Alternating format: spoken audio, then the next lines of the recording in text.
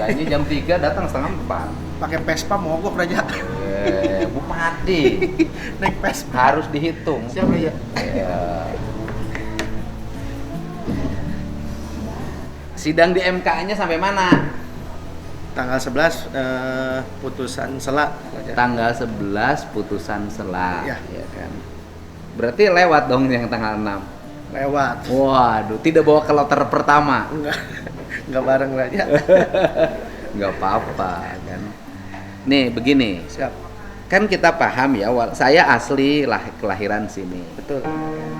Terus kemudian kan kita tahulah hari ini kan akhirnya saya harus bercerita tentang sesuatu yang harus segera dibenahi. Betul.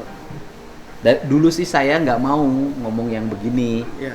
karena kan nggak enak. Betul. Tapi kalau sekarang kan sudah jelas Pak Rey terpilih. Kan dari dulu nih Subang ini satu jalannya rusak-rusak. Betul. Dua penanganan sampahnya berantakan. Betul. Ya kan? 3 kantor-kantor organisasi perangkat daerahnya tidak tertata dengan rapi. Betul. Bahkan pasar Chandra, dulu Chandra ya bioskop Chandra, Bioskop Megasera, sekarang menjadi pusatnya kekumuhan. Betul.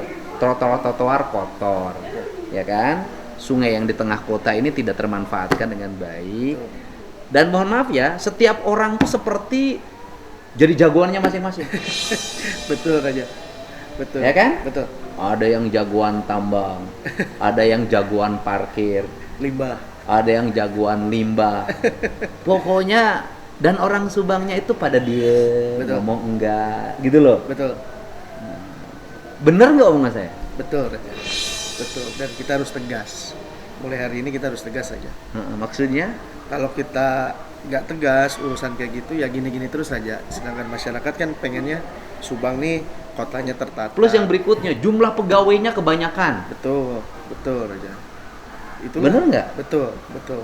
Tenaga honornya banyak. Betul. Mungkin sekarang P3K ya. P3K, sebagian. betul. Pegawainya tuh over sebenarnya. Betul. Sedangkan APBD-nya cuma segitu. APBD-nya terbatas. Terbatas. Akhirnya uang untuk pembangunannya, Hanya 30%. akhirnya ya Subang tidak mengalami percepatan Betul. pertumbuhan. Karena 60% APBD untuk belanja pegawai. Wilayah utara jalannya, Hancur. Lampu gelap. daerah pertengahan hancur, Hancur. daerah selatan bagus-bagus lah, Lumayan, tapi masih ada juga Raja. masih ada. Kan? Nih pandangan Pak Rey bagaimana nih sebagai bupati terpilih ke depan? Ya, jadi memang kita harus efisiensi anggaran Raja yang pertama. Karena memang selama ini kita ingin memangkas anggaran-anggaran yang sifatnya hanya seremonial. Sama seperti Ya udah seperti yang dilakukan Betul. oleh saya dan keluar ada impres sekarang tuh. Betul. Udah gampang tinggal krok Tinggal ada ngejalanin. impresnya, impres nomor 1 tahun 2025. Betul. Gitu loh. Dan rencananya di tahun awal ini kita fokus dulu perbaikan jalan Raja. Infrastruktur dulu perbaiki selama setahun 2 tahun lah. 2 tahun awal kita fokus infrastruktur dulu Raja. Karena total jalannya kan masih 320 kilo. Atau bilang raja-raja, nanti ada yang protes lagi. Naon yang disebut raja? Pernah nggak saya pengen disebut raja? Nggak pernah. Pernah, itu kebiasaan orang aja. Bilang cara umum senengnya saya disebut Kang Dedi. Ya.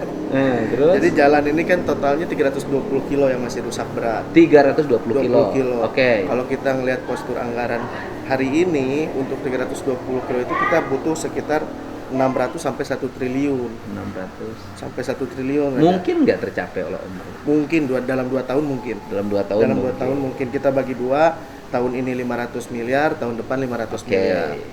Nanti baru setelah masalah jalan selesai baru kita merangkak ke yang lain. Nah, kemudian kalau jalan dibangun, Iya, tetapi yang seperti terjadi hari ini, Toronton Betul. lewat gudu-gudu, betul. hilir mudik tiap hari, Betul. sampai malam. Betul. Jalan yang terbangun bisa bertahan lama? Enggak. Kita menghabiskan uang 500 sampai 1 triliun kalau tetap dilalui oleh hal-hal seperti itu percuma aja. Udah merasa nggak jalan provinsi yang dari sini nih Sadang, Subang lewat kota, Ya. lewat Cigadung udah hancur? Sadar. Kemarin bahkan yang di Tokma itu kan banjir. Dikasih hujan segitu aja udah banjir aja. Karena kan jalannya jadi Udah sadar nggak dulu pernah kecubur-gejubur? betul. Mungkin 7 tahun yang lalu loh. Betul. Pernah cubur-cubur gitu. Betul. Benar. Itu jalan provinsi kan? Iya, jalan provinsi. Dari dulu jalan itu hancur oleh apa? Oleh truk-truk besar. Oleh truk-truk besar aja. Karena memang kapasitasnya melebihi muatan. Jadi mau diperbaiki gimana pun ujung-ujungnya gitu lagi akhirnya uang kita hambur. Terus sadar nggak di Pamanukan sering terjadi banjir? Betul, sadar aja. Akibat pendangkalan Cipunagara. Iya, betul. Makanya itu harus tegas sih.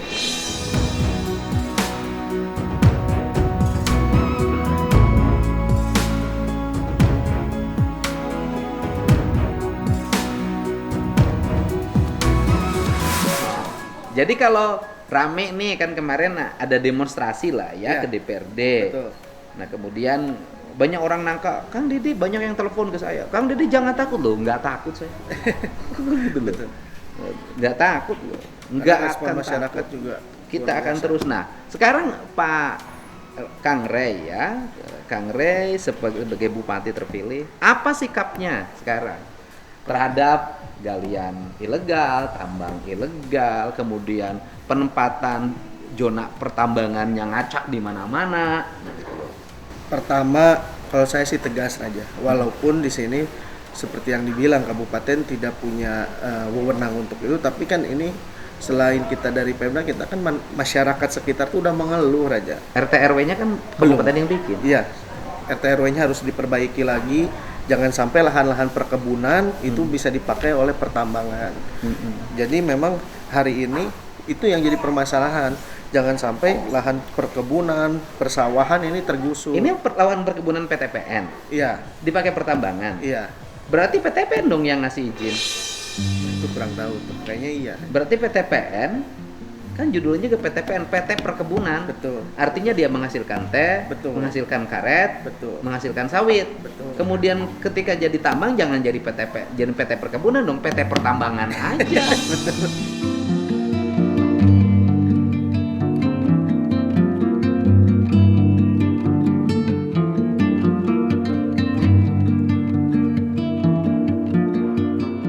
Betul. Nggak ngerti. Betul. Dan kita harus tegas. Karena berani nih, Re. Berani. Resikonya di demo loh tiap hari. Yang di belakang kita masyarakat aja. Kalau saya sih di demo di sini nggak apa-apa. Kan yang demo hanya sekelompok orang saja. Nah, saya tanya, yang demo itu siapa sih? Kan kalau saya mah rada gelap ya. Walaupun saya kelahiran di sini kan saya tidak berpolitik di sini. Betul. Tidak tahu aktivisnya siapa, tokohnya siapa. Ini yang demo tuh siapa sih? Makanya kemarin juga sempat kaget ketika melihat demo, kan di situ penyampaiannya dari supir-supir truk aja. Tapi ternyata ketika dilihat orang-orangnya ternyata isinya ormas-ormas.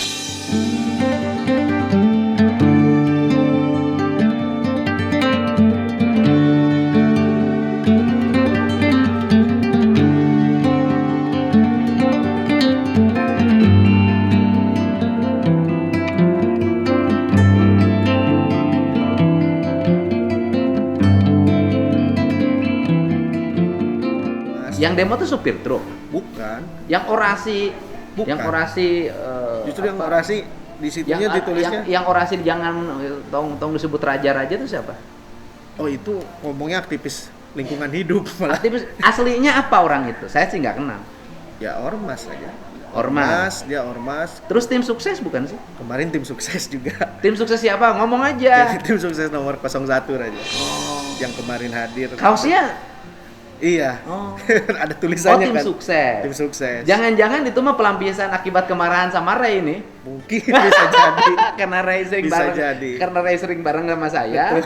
Jadi marah ini kurang ajar nih Deddy Bisa Mulyadi jadi. bareng sama Ray terus. Orang lagi digugat di MK. Kan, ada kaitan dengan gugatan MK nggak?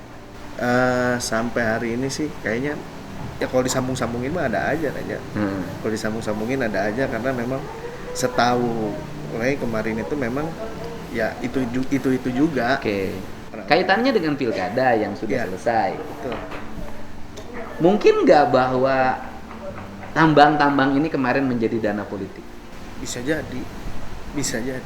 Nah, untungnya di tim kita nggak ada. Oh enggak. Ray nggak didanai oleh tambang ilegal nggak? Tidak ada pengusaha, tidak ada tambang. Nah, yang jelas yang berdemo kemarin itu mereka tuh terlibat secara aktif di pilkada kemarin. Dalam pilkada kemarin, dalam pasangan yang kalah. Betul. Baik ketua ormasnya, betul, maupun tokoh-tokoh yang orasinya, betul, semuanya pendukung yang kalah, betul. Jadi yang aktivis yang demo itu bukan sopir, bukan pengusaha tambang, Makanya kaget ketika ngeliat kok malah ini yang orasi ya, kan harusnya supir tambangnya yang orasi. Yang bilang nggak makan 14 hari itu kan harusnya supir tambangnya, bukan 18 hari. 18 hari. Nah, penutupan kan belum 18 hari. Baru beberapa hari. Kurang lebih penutupan terjadi ketika kita ada acara Mendagri di Sumedang. Betul. Tanggal berapa itu? Itu seminggu yang lalu. Iya, seminggu lalu itu kalau nggak salah hari Kamis. Iya, hari Kamis. Hari Kamis. Betul. Nah, mereka demonstrasi kemarin hari apa? Hari Kamis minggu yang lalu. Hari kemarin berarti hari Jumat. Dia seminggu. Belum 18 ini hari. Kan ditutupnya baru seminggu. Kenapa belum makannya 18 hari? Orang yang belum makan tuh lemes, Pak. 3 hari aja lemes. Ini gagal. Megang HP lagi. Mereka sopir bukan? Bukan. Mereka pengusaha tambang bukan? Bukan. Terus kemudian, jadi mereka itu adalah aktivis ormas. Berbicaranya. Yang ngomong, oh, Bapak Sia itu. Ngomongnya di waktu pernah sehari sebelumnya datang ke Pemda aja. Di situnya ditulisnya dia aktivis pecinta lingkungan hidup. Loh, pecinta lingkungan kok merusak? Ya, makanya itu. Harusnya kan aktivis pecinta lingkungan justru mendukung. Tapi aslinya ormas. Dan tidak ada kaitannya dengan tambang. Tidak ada. Ada kaitannya. Apa? Ya mungkin dapat. Betul, mungkin. Kan tambang itu gini, Pak, keluar prit. Iya. Keluar prit. Betul. Keluar prit. Betul. Ya kan? Betul. Gitu loh. Betul. Ya, bukan petugas juga jadi pakai periwit kan? Betul. Gitu. Bukan aparat pakai periwit. Betul. Atau nggak pakai periwit cuman gini-gini aja. Itu kan di perempatan, di tikungan segala macam. Kan itu marak mereka menerima itu. Betul. Dan menurut saya juga kan ada hal yang harus menjadi analisis kita. Kalau dibiasakan warga terus-terusan parkir dari tambang segala macam, mereka jadinya nggak kerja. Betul. Kasihan orang kerja, Pak. Betul. Laras. Dan itu kan gimana ya, masyarakat pun akhirnya melihat Raja bahwa kan kemarin ada bahasa ini menutup mata pencaharian orang, bahasanya seperti itu. Tapi kan masyarakat pun akhirnya bertindak sampai dipantengin di medsos tuh semuanya tuh berbicara bahwa ya kalau mau bekerja ya bekerja, tapi kan ini merugikan masyarakat banyak. Hal ini kan kalau nanti tiba-tiba ada bencana, siapa yang bertanggung jawab? Ketika nanti ada sesuatu terjadi, siapa? Nah, kemudian kan ada juga kan bahwa material bahan tambang ini kan kebutuhan. Betul. Bagi pengembangan kawasan industri. Betul. Kemudian proyek strategi nasional. Betul. Nah, ke depan kan Bapak yang mimpin. Betul. Bapak punya Kang Rey punya solusi apa? Kalau masalah untuk mencukupi kebutuhan proyek strategis nasional, kalau menurut saya Raja, lebih baik kita duduk bareng antara pihak PSN, pemerintah, dan yang punya galian-galian. Maksudnya dipatok, ini PSN kebutuhannya berapa? Sok ngobrolin berapa kebutuhannya, dan kita fasilitasi, dengan pemilik galian, ini kebutuhan PSN sekian. Kita bikin MOU, kita bikin perjanjian. Ketika ini sudah selesai, udah stop. Dan komitmennya apa? Komitmennya setelah ini selesai, jalan harus diperbaiki, sisa-sisa galiannya harus direklamasi. Karena kalau nggak gitu, nggak ada komitmen yang jelas, kita hanya menerima keburukannya saja. Terus kemudian truk-truk yang mengangkutnya harus bernomor Subang. Betul. Kemarin yang demo kebanyakannya bukan Subang. Sekarang nanya nih, kan kemarin katanya itu kepentingan warga. Betul. Subang. Betul. Sopir Subang itu truknya nomor Subang bukan? Enggak, kemarin banyak yang ngevideo, justru masyarakat yang ngevideoin Raja. Banyak yang ngelaporin. Di videoin ada yang plat F, plat Z, plat Subang ini jarang malah. Justru masyarakat sendiri yang. Jadi orang Subang tuh diatasnamakan. Iya, betul. Yang menikmati ada. Yaitu tokoh-tokoh politik, betul. Tokoh ormas, betul. Reman-reman betul. Yang ada di Subang. Gitu kan. Kalau masyarakat Subangnya kabagian leurna, kabagian katabrak trukna.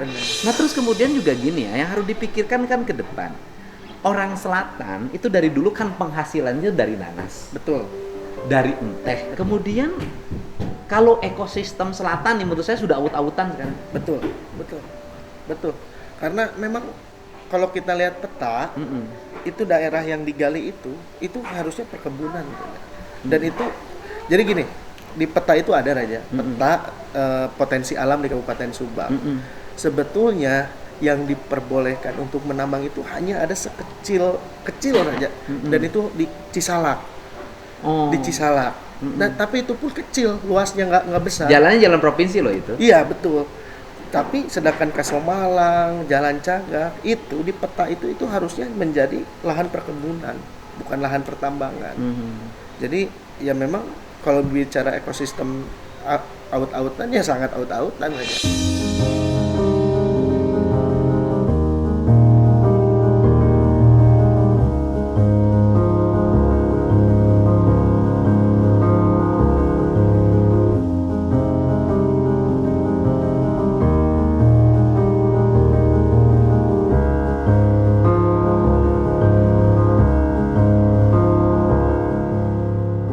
Dan pencaharian penduduk lokalnya nurun loh. Betul. Ya dengan adanya galian kan perkebunan tidak jalan. Perkebunan, orang yang dari teh nurun. Betul. Karena tehnya campur debu. Betul. Orang yang dari nanas juga mengalami penurunan. Betul. Kualitas nanasnya juga menurun. Dan air semakin menurun. Jadi sebenarnya orang setempatnya itu mengalami kerugian. Sangat. Penduduk lokalnya, sangat. yang asli petani. Sangat. Cuman bedanya para petaninya diam. Nggak berani. Kenapa mereka nggak berani? Ya mungkin karena itu tadi. Takut. Sekarang Pak Deddy yang melakukan itu aja dilakukan demo seperti itu, apalagi hanya masyarakat. Kalau masyarakat kan susah kalau di demo. Betul. Oh di bawahnya ya? Di bawahnya. Saya tuh ngasih ini loh, beberapa kali ngasih sinyal. Saya dulu pernah nutup minuman keras yang di sebelah Heran. Iya betul. Tetapi waktu itu ya aparatnya cuek. Betul. Apa yang terjadi setelah itu? Mati massal. Iya. Berapa orang? 19 orang. Iya betul. Karena keracunan minum oplosan. Betul. Betul. Nah, terus kemudian berikutnya juga saya melihat kok yang makan di rumah makan juga nurun. Iya. Dan potensi pariwisata jauh menurun karena orang males ke daerah selatan. Sekarang males aja. Yang harusnya dari Subang kota ke selatan itu hanya memakan waktu setengah jam biasanya, sekarang kan bisa hampir 1 jam. Kita dari kota ke Ciater itu sekarang ya karena banyak truk dan itu ngantrinya waduh luar biasa. Nanti Pak Bupatinya, Kang Rey-nya bikin riset. Kita ngomong harus pakai data. Betul. Apa dampak dari penambangan ilegal bagi ekonomi masyarakat sekitar? Apa dampak bagi kepariwisataan? Betul. Udah dicek, tukang ganas nurun yang belinya? Udah. Rumah makan tuh dulu di Subang nih. Rumah makan tuh dulu mobilnya ngebares. Iya. Sekarang sepi kosong. Mohon maaf ya. Sebelum Purwakarta rame, rumah makannya penuh kayak hari ini. Betul. Ya satenya di mana-mana selalu dikunjungi penuh ya. Betul. Nah kemudian ya mungkin seluruh daerah lain juga banyak yang mengalami pertumbuhan. Dulu tuh Subang yang jagoannya. Betul. Kalau pergi ke Ciater, rumah makan tuh banyak melahirkan orang kaya. Betul. Sekarang sisa beberapa aja yang masih bertahan. Itu pun sudah semakin merosot, semakin menurun. Iya. Semakin menurun. Gitu. Dan itu adalah pengusaha asli Subang. Di Subang. Kayak gitu. Ini adalah PR besar ke depan. Dan harus tegas, mau nggak mau. Bener nih, berani nih. Di demo lo tiap hari nanti. Gini Raja, kalau masalah galian ilegal, itu udah pidana sebetulnya kan. Oke. Yang disebut pidana apa? Undang-Undang nomor 3 tahun 2020 itu jelas Raja, di pasal 158 itu barang siapa yang melakukan penambangan tanpa izin itu dimasukkan dalam pidana penjara 5 tahun penjara dan dendanya 100 miliar. Itu yang tanpa izin. Yang sudah berizin eksplorasi tapi sudah melakukan produksi itu juga sama juga 5 miliar. Dan bahkan yang mengangkutnya pun terkena pidana sebetulnya Raja. Jadi yang kena pidana itu bukan hanya penambangannya, orang yang supir truknya itu kena pidana, yang menerimanya pun kena pidana sebetulnya. Itu kalau dari sisi hukum ya kan yang mengatur tentang perizinan. Betul. Kalau dari sisi TPPU dan pidana khusus juga bisa kena, Pak. Betul. Karena apa? Karena selama penambangan ilegal dilakukan, maka ada potensi pendapatan negara yang itu masuknya ke kas daerah loh. Betul. Jadi jangan dibilang bahwa ini bukan kewenangan saya, orang duitnya masuk ke kas kabupaten kok. Betul. Ya kan? Betul. Galian kan kas kabupaten dan bagi hasil provinsi sebagian. Betul. itu kan kehilangan potensi pendapatan. Hilang tuh, misalnya dalam 10 tahun nggak bayar, setahunnya dinilai rata-rata 1 miliar. Iya. Itu kecil loh 1 miliar. Iya. Kalau tiap hari kan. Nah berarti dalam setahun tuh 10 miliar. Iya. Hilang. Satu perusahaan. Dari satu. Kalau 200 miliar. 200 miliar kalau kali 10 tahun? Ya udah. 2 triliun. Bisa membangun jalan itu aja. 2 triliun. Kemudian kerugian kerusakan jalan dihitung. Betul. Berapa kerusakan ditemukan, kerugian lingkungan hidup. Betul. Jadi kalau di kasus timah ilegal di Babel tuh 271 triliun. Ya. Loh itu logis. Betul. Karena ngitung potensi pendapatan, Kerugian kita. kerugian gitu loh. Nah, jadi saya sudah melihat sih rambu-rambunya ya. Jadi upaya-upayanya, kerangka pemahamannya, terus nyalinya ini udah cukup. Karena tidak semua orang punya nyali. Ini anak muda punya nyali. Nggak tahu nyalinya tuh karena kesel yang demonya itu dulu pernah jadi lawan politik dia. Jujur, itu yang sebenarnya yang punya penambangan itu tim kita juga ada. Raja. Ada. Cuman kita tegas. Nggak akan ditagih nanti. Oh sayang. Kemarin ada yang nelpon beberapa tim kita. Pak, ini tambang gini-gini. Yang namanya urusan hukum, urusan pencemaran kayak gini saya nggak bisa bantu. Kata saya. Mau tim, mau gimana pun nggak bisa. Ya, tapi juga kita harus berpikir juga. Betul. Kan. Yang milih kita ini kan, yang milih Kang Ray berapa? 439.000. 439.000. Ya. Ya kan? Ya kalau kita mau konsisten 439.000 harus dikasih kompensasi dong. Betul. Bagaimana kalau 493.000 ngajuin tambang semua? Betul. Apa mau hancur? Ya walaupun tim sukses, walaupun Betul. apapun ya kita koridor. Betul. Nah karena tugas kita ini ingin membahagiakan yang 436.000 dan yang lainnya yang tidak Dan yang milik lainnya kita. juga. Betul. Betul.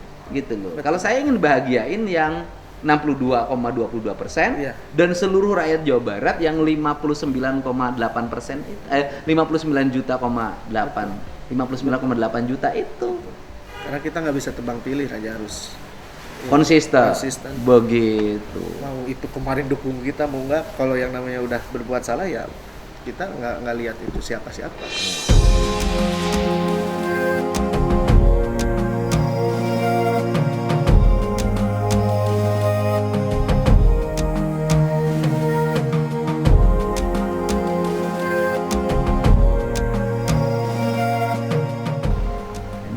Pemimpin nih, seneng saya kalau begini, tenang saya, nggak akan kerja sendiri, dukung oleh para bupati dan ini baru satu tempat, nanti di Kabupaten Bandung, di Kabupaten Sumedang, karena banyak banget yang begini. Betul.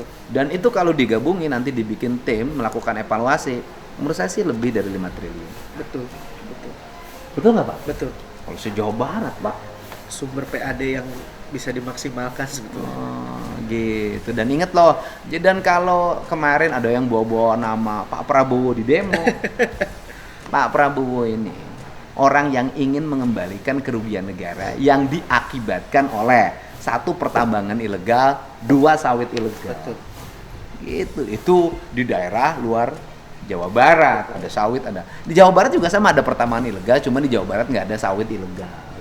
Karena kemuanya terbatas, beda dengan Kalimantan, kemudian Sumatera. Itu sama, ini visi Pak Prabowo ini dengan apa yang saya lakukan tuh sejalan, kemudian searah, termasuk efisiensi anggaran yang dilakukan, keluar impres. Saya yang lakukan itu sevisi searah dengan visinya Pak Prabowo mewujudkan Indonesia maju. Jadi kalau teriak-teriak, ini Pak Prabowo, enggak, Pak Prabowo nggak akan dukung tambang ilegal, enak aja. Betul. Betul. Ya, jadi apa pesan Pak Ray? Ya. Sebagai bupati terpilih buat rakyat Subang. Ya, pesan saya sebagai bupati terpilih, saya memohon doa dan dukungannya, memohon support dari seluruh masyarakat untuk saya bisa melakukan kebaikan-kebaikan, memberantas hal-hal yang selama ini menjadi tabiat. Satu lagi loh di Subang tuh, minuman keras. Itu ada satu lagi juga, apa lagi? Pungli masuk pabrik. Oh iya. Itu juga hal yang harus kita berantas. Masuk pabrik di Subang dipungut juga? 25 juta. Hah? Untuk cowok. Laki 25 juta? Laki 25 juta. Yang mungutnya siapa? Oknum. Oknum apa? Oknum internal perusahaan, oknum lingkungan Jadi, desa. ada yang di perusahaan kolaborasi antara masyarakat setempat dengan oknum HRD di dalamnya. Ada yang HRD-nya nggak tahu tapi oknum masyarakat aja. Oknum lingkungan, artinya Oknum lingkungan lingkungan. tuh tokoh organisasi di Betul, lingkungan desa, betul. kelurahan kayak gitulah. Betul. Perempuan 5 juta sampai 10 juta, laki-laki 15 sampai 25 juta. Kalau masukin 1.000 bisa kaya raya loh Pak. Bisa, bukan bisa lagi. Jadi akan dibahas di berantas tuh 1 tambang ilegal, Betul. 2 pungli, yang ketiga minuman keras dan obat-obatan eksimer segala macam. Betul. Yang Subang kalau malam minggu ributnya luar biasa. Betul. Anu dikadeknya seberhiji. Sampai ada yang meninggal segala. Ada yang meninggal. Iya. Itu yang akan Kita diberantas Betul. dengan peningkatan kualitas infrastruktur, kualitas pendidikan, Betul. termasuk rumah sakitnya Pak. Iya, betul. Kurang hebring gitu loh. Iya, malah ribut terus. Mohon maaf ya, Iya. dari mulai masuk, Betul. aduh parkirnya Betul. agak tidak tertata. Udah beresin dah. Siap. Ya teh gubernur teh kelahiran orang dieu. Malu kita Kudu jreng atuh. Di beberes di demo. Itu dia. Tapi lah, nggak apa-apa. Ya, apalagi? Ya intinya minta dukungannya karena Jadi fokusnya infrastruktur, ya pemberantasan tambang ilegal, minuman keras Betul. ilegal, ya kan, pungli pungli masuk sama pabrik. obat-obatan yang Betul. merusak. Pungli itu bukan hanya anak masuk muda. pabrik aja Raja. Pungli semua pungli. Semua pungli. Parkir liar disikat. Disikat, mau bikin KTP harus bayar kita sikat. Masih aya? Masih. Waduh. 100.000, 150.000. Allah, Subang. Nah, kemudian itu juga parkir, Pak. Orang masuk wisata, parkirin 10.000, 20.000, orang nggak mau datang lagi. Betul. Gimana sih kita ini? Ke kitanya nggak masuk gitu. Ya, siap. Jadi itu, sok sampaikan dengan tegas. Ya, saya mohon doa dan dukungannya karena melakukan hal-hal yang tadi dibicarakan itu kadang kita juga akan banyak tidak sukai orang, tapi yang penting kita berada di barisan masyarakat. Itu saja. Iya. Baik. Terima kasih ya buat warga Subang dan seluruh warga Jawa Barat. Kalau orang nanya, Kang Didi jangan gentar, saya mah nggak gentar, udah biasa, saya mah gini-gini dari dulu, sejak kecil umur 30 tahun udah biasa di demo. Ya, dan yang paling utama adalah saya akan konsisten pada hal-hal yang menjadi prioritas saya saat ini. Satu, menutup berbagai bentuk tambang ilegal. 2, memusnahkan berbagai bentuk perdagangan miras yang dikonsumsi oleh anak-anak muda dan anak remaja yang berdampak pada kriminalitas dan rusaknya mental. Obat-obatan, eksimer dan sejenisnya itu menjadi fokus kita. Kemudian juga pembangunan infrastruktur pungli di seluruh wilayah Provinsi Jawa Barat, baik pungli di wilayah wisata, parkir sejenisnya, pokoknya pungli deh, masuk kerja segala macam untuk kategori pungli. Dan semuanya itu nanti akan terasa dampaknya setelah tanggal 6. Saya akan bertindak dengan tegas dan terukur.